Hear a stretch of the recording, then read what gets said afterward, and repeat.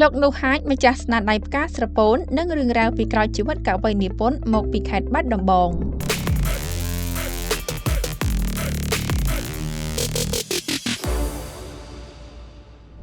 បើនិយាយពីប្រឡោមលោកស្នេហាអមតៈការស្រពោនមហាជនខ្មែរស្ទើរតែគ្រប់រូបប្រកាសជាស្គាល់យ៉ាងច្បាស់ប៉ុន្តែតើលោកអ្នកដឹងទេថាអ្នកនិពន្ធនៅពីក្រោយសាច់រឿងដ៏កំសត់នេះគឺជាបុគ្គលដែលមានចំណេះដឹងជ្រៅជ្រះនិងមានជីវិតពោរពេញទៅដោយការតស៊ូម្នាក់ថ្ងៃនេះយើងនឹងនាំអ្នកមកស្គាល់ពីប្រវត្តិដ៏គួរឲ្យចាប់អារម្មណ៍របស់លោកនោះហាចលោកនោះហាចកើតនៅឆ្នាំ1916ក្នុងគ្រួសារកសិករមួយនៅក្នុងឃុំកំពង់ព្រះស្រុកសង្កែខេត្តបាត់ដំបងទោះបីជាមានដើមកំណើតជាកូនកសិករប៉ុន្តែលោកមានឧបនិស្ស័យខ្ពស់និងស្រឡាញ់ការសិក្សាខ្លាំងលោកបានខិតខំសិក្សារៀនសូត្ររហូតបានបញ្ចប់ការសិក្សានៅវិទ្យាល័យព្រះស៊ីសុវត្ថិនិងបានក្លាយជាមន្ត្រីរាជការដែលមានសមត្ថភាពម្នាក់ក្នុងវិស័យអប់រំនិងការបរទេសស្នាដៃដែលធ្វើឲ្យលោកមានឈ្មោះបោះសម្លេងបំផុតគឺរឿងផ្កាស្រពោនដែលសរសេរនៅឆ្នាំ1949